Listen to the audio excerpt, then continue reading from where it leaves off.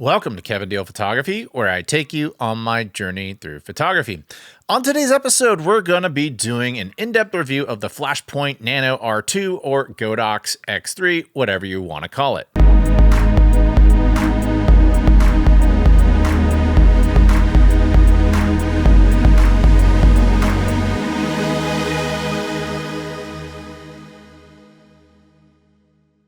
I'm pleased to announce the release of my Capture One and Lightroom presets, Metamorphic Portraits, The Sound of Silver, and Rangefinder.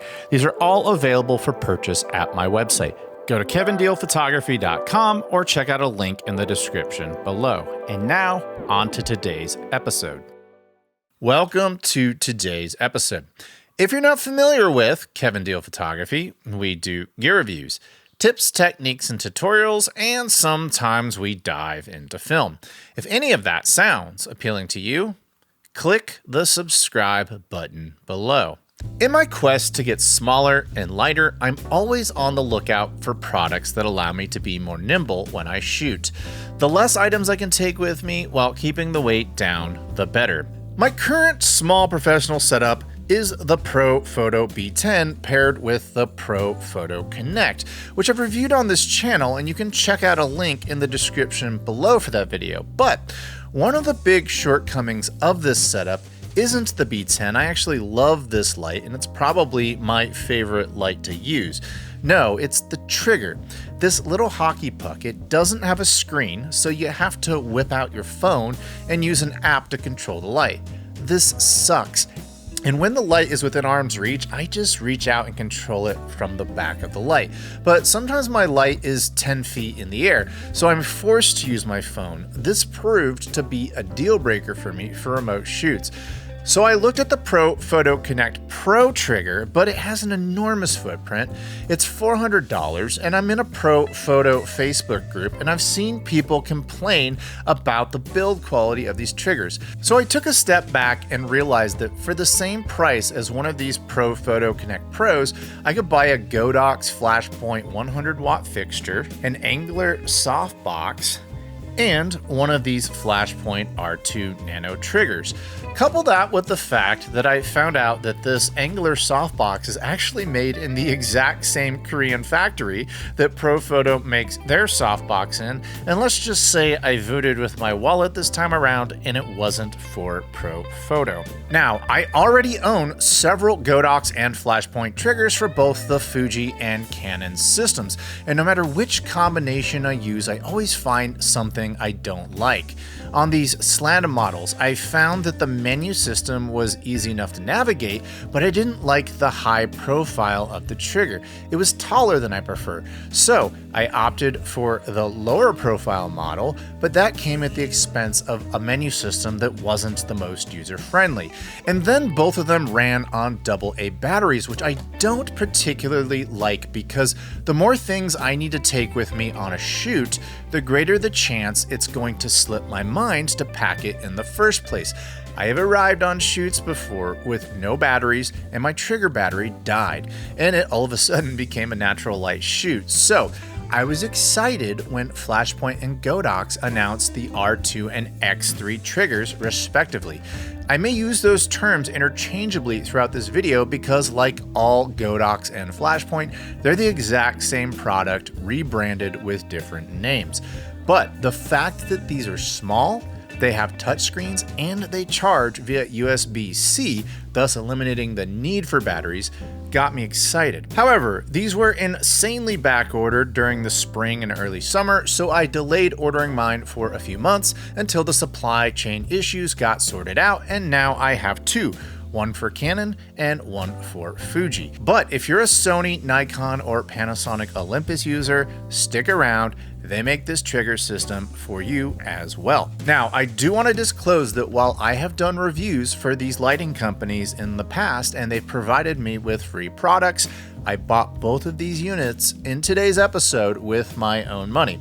So we're going to put these triggers to the test, but first, let's dive into the specs. The Flashpoint Nano TTL touchscreen wireless flash trigger is a hot shoe mounted trigger that is made for Canon, Fuji, Nikon, Sony, and Panasonic Olympus cameras. It's also rebranded and marketed as the X3 by Godox. It has a range of 100 meters or 328 feet. It has a max sync speed of 1/8,000th of a second. It has TTL functionality. It uses 2.4 gigahertz technology. It has 32 channels and operates in groups A through F, and within those groups 0 through 9. It has a rechargeable internal battery that can be powered by USB-C. Its dimensions are 1.85 by 1.61 by 1.54 inches or 4.7 by 4.09 by 3.91 centimeters. It has a weight of 1.7 ounces or a mere 49 grams, and it comes in at a street price of $89 US. So the tiny size and minuscule weight, the fact that it's a touchscreen, and that it's only $89 are all amazing on paper, but let's see how this guy actually performed out in the field in the real world. All right, so I'm gonna do my first experiment with this trigger. I'm gonna do modeling digitals, so I was booked to do some modeling digitals today, and if you are wondering if this is a professional trigger, we're gonna use it on an actual professional job. And it's kind of a gloomy day. Normally I take model digitals with the sun and I use diffuse light like this, but I don't necessarily need a flash, but it's kind of a gloomy day, so I do need flash, which gives me a great opportunity to test this guy out. And if you don't know what modeling digitals are, I actually made a video on it that you can check out in the link in the description below, or use the card in the upper right corner. So I'm with Braden. What's up? And we're gonna do some modeling digitals, and we are going to use flash. I'm gonna use my Flashpoint Explore 100. I'm gonna use this little angular softbox, this fast 28-inch softbox, just to get a little bit of light on them. And I have a color temperature blue gel on there to offset the white balance of what's going on out here. And yeah, so let's get started. We're doing the headshot first, so let's see what that looks like. There we go, looking good. And just give me some personality stuff. You can give me some smiles, whatever you want. That way you look marketable. Perfect. Love it. That's a nice natural smile, looking good. I want to take this down just a hair. And I find that the TTL on this is super easy to use. It's very tactile. I'm finding that, you know, if I need to do a quick test shot, everything's right there in front of me. I can hit this TTL. I can also put it in manual mode if I decide I don't want to use TTL, or just hit the button and I'm right back in TTL. So this thing rocks. It's a little overexposing at the moment, so I'm about 1/3 of a stop lower than what the TTL is thinking. And let me see what I can get with this. Exactly what I want. What you're gonna do for this is, yeah, you pretty much stand about right here, and you're just gonna be kind of on, off to the side, straight this way, same thing, offside. And then when you're done, you're just gonna kind of get in poses. Put your hands in your pockets, grab your arm, you know, things that are natural, that don't look like you're modeling, things that just look like you're waiting for a bus or something, right? Digitals are no doubt super valuable to models, but they're kind of boring for photography, so I wanted to break away from these digitals and do a few artistic shots while we were at this parking garage. So I took Braden around and I tried a few different positions with the light, and the R2 Nano performed really well.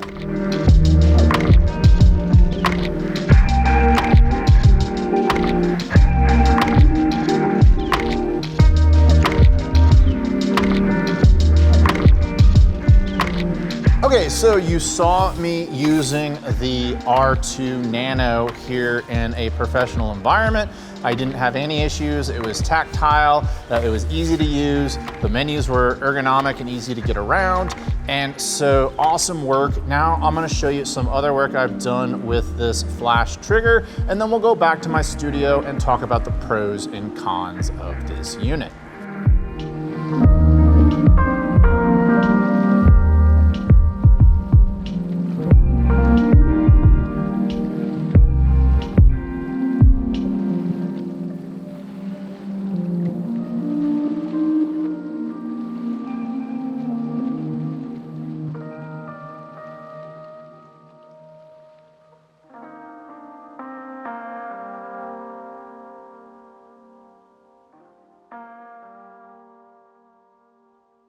Okay, so now that I've had several months to use this product, let me tell you about the pros and the cons. So let's start with the durability and feel. The chassis of this product is dense, hard plastic. It's incredibly robust, and I much prefer the durability and feel of these Nanos over the more flexible and flimsy plastic of my larger Godox and Flashpoint triggers.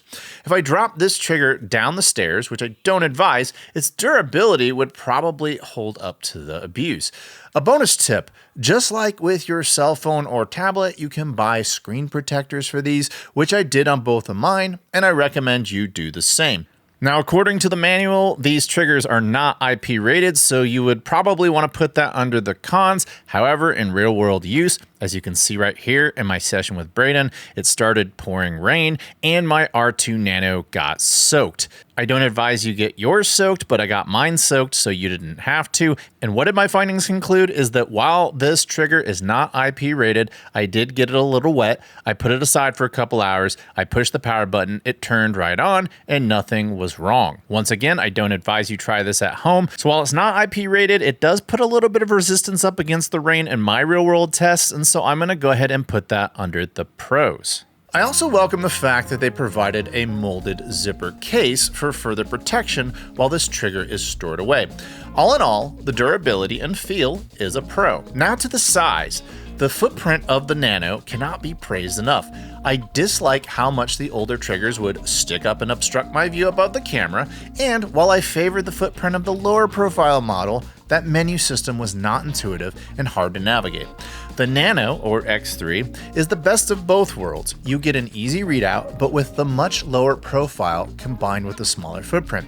When you add the fact that it weighs next to nothing, you have another pro. Now let's talk about the screen. The screen is incredibly bright, and the icons are large and easy to read. There's also physical and tactile buttons on the side, as well as an adjustment crown. I find operating the touchscreen to be similar to operating an Apple Watch.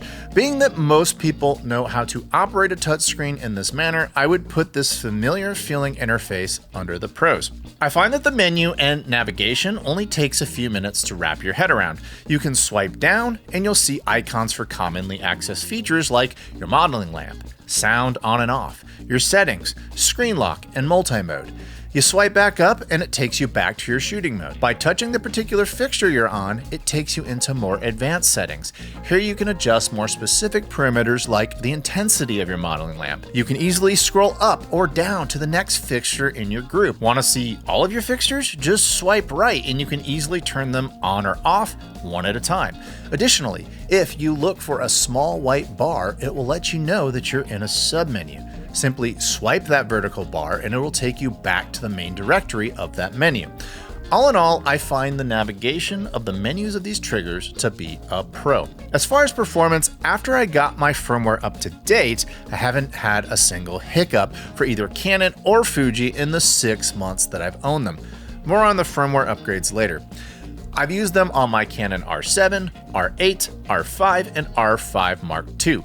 For the Fuji, I've used it on my X100VI, my XH2, and my GFX 100S, all with zero failures, and it performed flawlessly. Definitely another pro of these units. The battery life on this is fantastic. I can confidently say that you can run this all day at a wedding and not need to recharge it. Even though I'm the type of person who charges the batteries after every session, I ran these triggers on 3 straight sessions without a charge and the battery was still at 66%. So in realistic scenarios where you might be limited on access to your recharging, I would have to say that in terms of battery life, these triggers pass with flying colors. Additionally, it charges using the industry standard USB-C cable, which means that if you're a prepared photographer, you likely have a laptop or at least a charging brick with you on site at all times, which means that you should always have a way to charge these. No need for a stupid proprietary wall wart plug, and I'm definitely putting that under the pros. In terms of distance, it can roughly communicate the length of a football field, so if you're shooting a couple from across a pond and you have a light setup in proximity to them, this tool should get the job done. And to further put this to the test, as you can see from my session with Braden, I'm about 150 or 200 feet away from him, and I've stashed my flash on the other side of these concrete barriers. So these columns are like 3,000 PSI concrete. I have a good distance away from him, and it fired 100% of the time. I had him put his thumb up every time it fired, and even if he was lying to me, I can see the shadow casting from his jacket. So the flash fired 100% of the time. And for professional applications, I got to give this 2.4 gigahertz performance 2 thumbs up. But not everything about these triggers is perfect, so let's talk about the areas where I feel like it could improve. While I mentioned the screen protectors earlier, sometimes I would touch something and nothing happened. I would say 90% of the time what I touched was responsive, and to a degree I am probably just clumsy on a touch screen, but I wish the touch responsiveness was just a tad more sensitive sometimes. This trigger lacks a sync port, and this sucks for me because I like to shoot on old film cameras. And if they had just put a jack on the side for me to plug in a control cable, these triggers would be a perfect 10 out of 10 product in terms of features.